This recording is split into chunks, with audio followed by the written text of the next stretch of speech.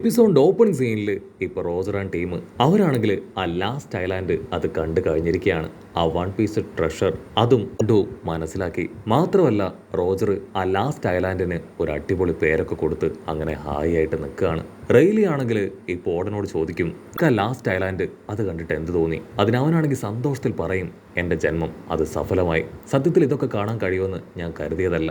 എന്നെ സംബന്ധിച്ചിടത്തോളം ഇത് വലിയ നേട്ടമാണെന്ന് പറയും. അത് കേട്ട് കോൾഡ് റോജറും, അതെ എനിക്കും ഇത് വിശ്വസിക്കാൻ കഴിയുന്നില്ല. ഞാൻ ആഗ്രഹിച്ച ഏറ്റവും വലിയ ലക്ഷ്യം അതെനിക്ക് പൂർത്തീകരിക്കാനായിട്ട് കഴിഞ്ഞു. അതിന് റെയിലി ആണെങ്കിൽ റോജറിനോട് ചോദിക്കും, നീ ആദ്യം എന്നെ കാണുമ്പോൾ എന്നോട് പറഞ്ഞ കാര്യം അത് നിനക്ക് ഓർമ്മയുണ്ടോ? റോജർ ആണെങ്കിൽ അവൻ്റെ ചെറുപ്പകാലത്തെ ഫോട്ടോ എടുത്ത് റെയിലിക്ക് കാണിച്ചു കൊടുക്കുകയാണ്. അത് കണ്ട് റെയിലി അവൻ ആ ഫോട്ടോയിലേക്ക് തന്നെ നോക്കും. ആക്ച്വലി ലൂഫിയെ പോലെ തന്നെയാണ് ചേർന്നത്.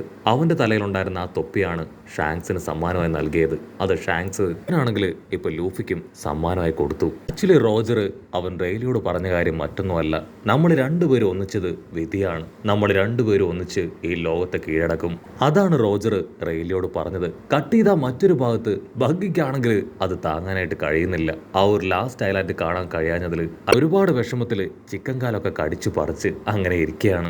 ആണെങ്കിൽ ബഗ്ഗിയോട് പറയും, റോജർ ആൻഡ് ടീം അവരിവിടേക്ക് തിരികെ വരാൻ പോവാണ്. അത് കേട്ട് രണ്ടുപേരും സന്തോഷത്തിൽ അവരുടെ അടുത്തേക്ക് ഓടിയെത്തും. റോജർ ആണെങ്കിൽ ഷാങ്ക്സിനോട് ഒരു പ്രത്യേക കാര്യം പറയും. അത് കേട്ട് ഷാങ്ക്സ് ആണെങ്കിൽ അദ്ദേഹത്തെ കെട്ടിപ്പിടിച്ച് കരയാണ്. വേൾഡ് ഗവൺമെന്റ് അടക്കം എല്ലാവരും ഇപ്പൊ റോജർ ഒരു എൻഡ് ഐലാൻഡിലേക്ക് പോയതും ആ വൺ പീസ് ട്രഷർ അത് കണ്ടെത്തിയതും കിങ് ആയി മാറിയതും അറിഞ്ഞിരിക്കുകയാണ്. വേൾഡ് ഗവൺമെന്റ് ആണെങ്കിൽ ഇപ്പൊ കോൾഡ് റോജറിനെ പിടിക്കാനായിട്ട് നാനാപുറം അന്വേഷിച്ചു പോയിരിക്കുകയാണ്. കോൾഡ് റോജറിനാണെങ്കിൽ അതൊക്കെ കേട്ട് ഭയങ്കര സന്തോഷം. മാത്രമല്ല ഇത്രയും കാലവും അവരെല്ലാവരും കോൾഡ് റോജറിന്റെ പേര് അത് തെറ്റായിട്ടാണ് പ്രൊനൗൺസ് ചെയ്തത്. അദ്ദേഹത്തിന്റെ യഥാർത്ഥ പേര് കോൾഡ് ഡി റോജർ എന്നാണ്.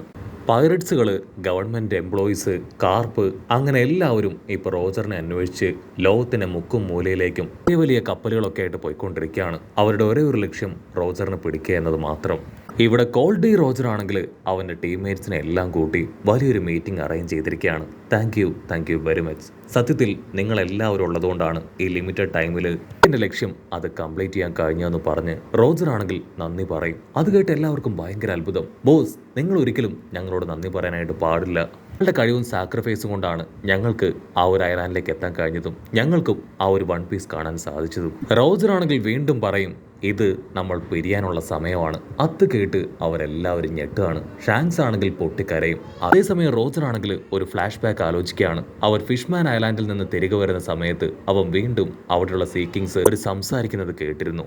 ഒരു റൂളർ അത് ശിരഘോഷിയാണ്, എന്നാൽ അടുത്തൊരു റൂളർ കൂടെ ഈ ലോകത്തുണ്ടാവും. അവൻ ഒരുപാട് ദൂരെയായിരിക്കും ജനിക്കുക എന്നാണ് അവർ പരസ്പരം പറഞ്ഞത്. ആ രണ്ടാമത്തെ ആള് അത് തീർച്ചയായിട്ടും തന്റെ മകനായിരിക്കും എന്നാണ് കോൾഡ് ഡി റോജർ അന്ന് കരുതിയത്.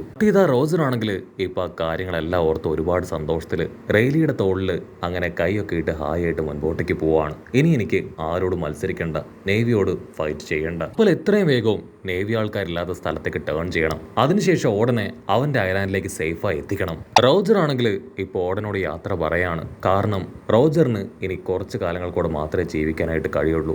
അവസാനമായിട്ട് വൈറ്റ് ബിയർഡിനെ ഒന്നുകൂടെ കാണണം. ഓടൻ അവനാണെങ്കിൽ ഇപ്പൊ ഈഷോയെ കുറിച്ച് പറയും. അവളെ തിരികെ അയക്കേണ്ട, വൈറ്റ് ബിയർഡിന്റെ കൂടെ അവൾ ഹാപ്പിയാണ്. സോ അവൾ അവിടെ തന്നെ കഴിയട്ടെ. റോജർ ആണെങ്കിൽ ഇപ്പൊ കപ്പലിലുള്ള എല്ലാവരോടും യാത്ര പറഞ്ഞ് അവന്റെ മെഡിസിൻസ് അതെല്ലാം കളക്ട് ചെയ്ത് ഒരു ഐലാൻഡിൽ ഇറങ്ങുകയാണ്. അത് കണ്ട് നെഞ്ച് തകർന്ന് അവന്റെ ടീമിനുള്ളവരെല്ലാവരും അങ്ങനെ പൊട്ടിക്കരയാണ്. ശേഷം കപ്പലാണെങ്കിൽ വീണ്ടും അവർ മുൻപോട്ടേക്ക് എടുക്കുകയാണ്. അടുത്തതായിട്ട് ഉടനെ അവന്റെ വാനോ കിൻഡത്തിൽ അവിടെ ഇറക്കണം. അവരാണെങ്കിൽ പതിയെ കപ്പൽ മുൻപോട്ടേക്ക് കൊണ്ടുപോകും. ഓഷ്യൻ കറണ്ട് അത് നല്ല ഫോഴ്സിൽ ആഞ്ഞടിക്കുകയാണ്. അതുകൊണ്ട് തന്നെ ഒരുപാട് കപ്പലുകൾ ആ ഓഷ്യൻ കറണ്ടിൽ പെട്ട് പാറയിൽ ആഞ്ഞടിച്ച് തകർന്നതായിട്ട് അവർ കാണും. ഓടനാണെങ്കിൽ ഇൻസ്ട്രക്ഷൻ കൊടുക്കും. അവർ വളരെ സേഫായി മുൻപോട്ടേക്ക് പോകും. അല്പസമയം കഴിഞ്ഞ് ഓടനാണെങ്കിൽ സേഫായി അവന്റെ ഐലാൻഡിലേക്ക് എത്തും. ഓടനാണെങ്കിൽ ഇപ്പൊ അവരെ വിട്ടുപരിയുന്നതിൽ ഒരുപാട് വിഷമം. അങ്ങനെ രണ്ട് ടീമും അല്പനേരം അങ്ങോട്ടും ഇങ്ങോട്ടും നോക്കി കരഞ്ഞ് കപ്പലാണെങ്കിൽ അവിടം വിട്ടുപോവാണ്. ഓടനാണെങ്കിൽ ഇപ്പോ അവന്റെ വൈഫിനെയും കുഞ്ഞുങ്ങളെയും കാണാൻ ഒരുപാട് ആഗ്രഹം. വൈഫും കുഞ്ഞുങ്ങളും ആണെങ്കിൽ അവൻ വന്ന് അറിഞ്ഞ് ക്യാപിറ്റലിലൂടെ അവന്റെ അടുത്തേക്ക് ഓടി അടുക്കും. അവൻ പോയപ്പോൾ ഉണ്ടായിരുന്ന അവസ്ഥയിലല്ല അവരിപ്പോൾ ഉള്ളത്. വസ്ത്രങ്ങളെല്ലാം കീറി അതൊക്കെ തുന്നി വെച്ചിരിക്കുന്നതായിട്ട് അവൻ ശ്രദ്ധിക്കും. പക്ഷെ അവൻ കാര്യമായിട്ട് അതിലൊന്നും ഫോക്കസ് ചെയ്യാതെ വൈഫിനെ അങ്ങനെ ഹഗ് ചെയ്ത് ചേർത്ത് പിടിക്കുകയാണ്. ഓടൻ ആണെങ്കിൽ ഇപ്പൊ അവന്റെ കുഞ്ഞുങ്ങളെ കളിപ്പിക്കുകയാണ്. മൊമന്റോസ്കി ആണെങ്കിൽ വളരെ സ്നേഹത്തിൽ അവനോട് സംസാരിക്കുന്നത് കാണുമ്പോൾ ഓടൻ അത് സഹിക്കാനാവില്ല. കാരണം ലാസ്റ്റ് ടൈം മൊമന്റോസ്കി വളരെ ചെറുതായിരിക്കുമ്പോഴാണ് അവർ അവസാനമായിട്ട് കണ്ടത്.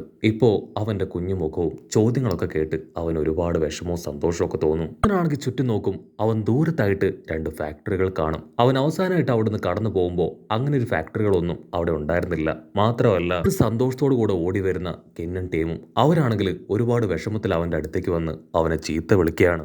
ഓടൻ ആണെങ്കിൽ അതിനുശേഷം സ്ട്രെയിറ്റ് ആയിട്ട് അവന്റെ കുറേ വില്ലേജിലേക്ക് വരികയാണ്. അവിടെയുള്ള ജനങ്ങൾക്കെല്ലാം അവനോട് ഭയങ്കര സ്നേഹവും റെസ്പെക്റ്റും ഒക്കെ തോന്നി അവന്റെ അടുത്തേക്ക് വരികയാണ്. അവരുടെ ചേഞ്ച് ഒക്കെ കാണുമ്പോൾ അവന് ഭയങ്കര അത്ഭുതം. അതിന് കിന്നും കാഞ്ചറോയും പറയും, സത്യത്തിൽ നിന്റെ വൈഫ് ടോക്കി അവൾ ശരിക്കും മെച്ചുവറാണ്. ഒരു ഡൈമിയുടെ വൈഫിന്റെ യാതൊരു ജാടയും ഇല്ലാതെയാണ് അവൾ ഇവിടെ ജീവിച്ചത്. എല്ലാവരെയും നല്ല രീതിയിൽ വളർത്താനും നല്ല നല്ല കാര്യങ്ങൾ പറഞ്ഞു കൊടുക്കാനും നിങ്ങളുടെ യാത്രകളെക്കുറിച്ചും ഒരുപാട് കാര്യങ്ങളൊക്കെ പറഞ്ഞു കൊടുത്ത് അവൾ ഇവരെ എല്ലാം മോട്ടിവേറ്റ് ചെയ്യുമെന്ന് പറയും. അത് കേൾക്കുമ്പോൾ ഓടനും അവളെക്കുറിച്ച് ഓർത്ത് ഒരുപാട് അഭിമാനം. ഓടനാണെങ്കിൽ അഷുറയെക്കുറിച്ചും ഡെൻജറയെക്കുറിച്ചും ചോദിക്കും. അതിനവരാണെങ്കിൽ അവരുടെ ഇപ്പോഴത്തെ പുതിയ റെസ്പോൺസിബിലിറ്റീസ് അതൊന്നൊന്നായിട്ട് പറഞ്ഞു കൊടുക്കുകയാണ്. തായ്ലാൻഡിൽ ഇപ്പോൾ നടക്കുന്ന ചില കാര്യങ്ങളും ചേഞ്ചസ് ഒക്കെ കാണുമ്പോൾ ഓടനാണെങ്കിൽ അതിനെ അങ്ങനെ ആക്സെപ്റ്റ് ചെയ്യാനായിട്ട് കഴിയില്ല. എന്തൊക്കെയോ ചില പ്രശ്നങ്ങൾ അവിടെ ഉണ്ടെന്ന് അവന് മനസ്സിലാവും. ഓടനാണെങ്കിൽ അവന്റെ പപ്പയെക്കുറിച്ച് ചോദിക്കും. അതിന് അവരെല്ലാവരും തല താഴ്ത്തി അദ്ദേഹത്തിന് സുഖമില്ലാതെ ആൾ മരണപ്പെട്ടു എന്ന് പറയും. അത് കേട്ട് ആണെങ്കിൽ വലിയൊരു ഷോക്ക്. കാരണം അച്ഛന്റെ അവസാന സമയങ്ങളിൽ അച്ഛനോടൊപ്പം നിൽക്കാൻ അവനെ കൊണ്ട് കഴിഞ്ഞില്ല. മാത്രമല്ല അദ്ദേഹത്തിന് സന്തോഷം കൊടുക്കാനോ സപ്പോർട്ട് ചെയ്യാനോ ഒന്നും അവനെ കൊണ്ടായില്ല. ജനങ്ങളാണെങ്കിൽ വീണ്ടും ഒരുപാട് വിഷമത്തിൽ അവനോട് പറയും, ഇപ്പോഴത്തെ ഡൈമയോ അത് ഒറോച്ചിയാണ്. അത് കേട്ട് ഓടൻ അവൻ ഡബിൾ ഷോക്ക് ആവുകയാണ്. കാരണം ഏത് ഡൈമേഴ്സിനും ആ ഒരു സ്ഥാനം കൊടുത്താലും ഓടന് കുഴപ്പമില്ല. പക്ഷെ ഒറോച്ചിക്ക് അവനെങ്ങനെ അത് കൊടുത്തു ചിന്തിച്ച് അവൻ കൺഫ്യൂസ്ഡ് ആവും. മറ്റുള്ളവരാണെങ്കിൽ ഓടനോട് പറയും, നിങ്ങളല്ലേ അവനെ കിങ്ങിന്റെ അടുത്തേക്ക് കൊണ്ടുവിട്ടത്. അതിനവൻ പറയും, അയ്യോ അല്ല യാസുവിന്റെ കൂടെയാണ് ഒറോച്ചി ജോലി ചെയ്തത്. ആ ഒരു റെസ്പെക്ട്, ഒരു കൺസേൺ, അതുകൊണ്ട് മാത്രമാണ് അവൻ ക്യാഷ് ചോദിക്കുമ്പോൾ ഒക്കെ തന്നെ ഞാൻ അവനെ ഹെൽപ്പ് ചെയ്തത്. അവൻ കുറോസമി ക്ലാനിലുള്ള ഒരാളാണ്. അവനെ ഒരിക്കലും ഷോഗണാക്കാൻ പാടില്ല എന്ന് പറഞ്ഞ് അവനങ്ങനെ ടെറർ ആവുകയാണ്. ഉടനെ ബാക്കിയുള്ളവർ പറയും, അത് മാത്രമല്ല പ്രശ്നം, കൊച്ചി പുറത്തുള്ള ഒരുപാട് പേരെ ഇവിടേക്ക് കൊണ്ടുവന്ന് ഫാക്ടറികൾ സ്റ്റാർട്ട് ചെയ്തിരിക്കുകയാണ്. നമ്മുടെ ആൾക്കാരെ അടിമകളാക്കി വെച്ച് അവരെ ജോലി ചെയ്യിപ്പിക്കുകയാണ്. അവനാണെങ്കിൽ ആ കാര്യങ്ങളെല്ലാം കേട്ട് കൺട്രോൾ പോവും. നിങ്ങൾക്കിതൊക്കെ സഹിച്ചു നിൽക്കാൻ നാണമില്ലേ? അവൻ അറ്റാക്ക് ചെയ്ത് ഇവിടെ എന്തുകൊണ്ട് നിങ്ങൾ തുരത്തി ഓടിച്ചില്ല? അതിന് കിൻ പറയും, അവനിപ്പോൾ സപ്പോർട്ടായിട്ട് കൈഡോ എന്ന് പേരുള്ള ഒരു ഭീമനുണ്ട്. പവറിന് മുൻപിൽ നമ്മളെ കൊണ്ട് പിടിച്ചു നിൽക്കാനായില്ല. ഞങ്ങൾ ഓൾറെഡി അവനുമായിട്ട് ഫൈറ്റ് ചെയ്യാൻ ശ്രമിച്ചതാണെന്ന് പറഞ്ഞ് ആ കാര്യങ്ങൾ പറയാനായിട്ട് ശ്രമിക്കും. ടൊക്കിയാണെങ്കിൽ അത് തടയും. പക്ഷെ ഓടനാണെങ്കിൽ അവരെ നിർബന്ധിക്കും എന്താണ് ഉണ്ടായെന്ന് പറയാനായിട്ട്. കിന്നും ടീമും ആണെങ്കിൽ ഇപ്പോൾ ഓടനെ ഒരു ഭാഗത്തേക്ക് മാറ്റി കൊണ്ടുവന്ന് നടന്ന കാര്യങ്ങളെല്ലാം അവരോട് പറയുകയാണ്. ഞങ്ങൾ ഒരു തവണ എല്ലാവരും ചേർന്ന് അവനെ എതിർക്കാനായിട്ട് ശ്രമിച്ചതാണ്. പക്ഷേ ഞങ്ങളോടൊപ്പം ഉണ്ടായിരുന്ന ഒരുപാട് പേരെ അവർ കൊന്നു തള്ളി. അതിനുശേഷം അവർ ഈ ഗ്രാമത്തിലേക്ക് വന്ന് ഞങ്ങൾ അറ്റാക്ക് ചെയ്തു. പ്രധാനമായിട്ടും മൊമന്റോസ്കയെയും അവളുടെ അനുജത്തെയും ടൊക്കയെയും. കിങ്ങും ക്യാറ്റ് കിങ്ങും അവർ രണ്ടുപേരും ഇവിടെ ഉണ്ടായിരുന്നത് കൊണ്ട് അവർക്ക് കാര്യമായിട്ടൊന്നും സംഭവിച്ചില്ല. മൊമന്റോസ്കിയുടെ നെഞ്ചിൽ വലിയൊരു അമ്പ് അത് തറച്ചു കയറി. കാര്യങ്ങളെല്ലാം കേട്ട് ക്ഷമ നശിച്ച ഓടൻ അവനാണെങ്കിൽ അവന്റെ സ്ക്വാഡ് എടുത്ത് ഈ പോറോച്ചിക്ക് നേരെ പാഞ്ഞടുക്കുകയാണ്. ഒക്കെയാണെങ്കിൽ പേടിയോടുകൂടെ ഓടനെ തന്നെ നോക്കും. അതിന് കിന്നാണെങ്കിൽ ഓടന്റെ മുൻകാല ചരിത്രങ്ങൾ അതൊന്നൊന്നായി അവളെ പറഞ്ഞു കൊടുത്ത് ആശ്വസിപ്പിക്കുന്നതോട് കൂടെ ഈ ഒരു എപ്പിസോഡും അവസാനിക്കുന്നു. എപ്പിസോഡ് ഇഷ്ടപ്പെടുകയാണെങ്കിൽ തീർച്ചയായിട്ടും ലൈക്ക് ചെയ്യാനും കമന്റ് ചെയ്യാനും ഷെയർ ചെയ്യാനും മറക്കല്ലേ. അടുത്തൊരു അടിപൊളി എപ്പിസോഡുമായിട്ട് കാണുന്നവരെ it's me with Mallu episode.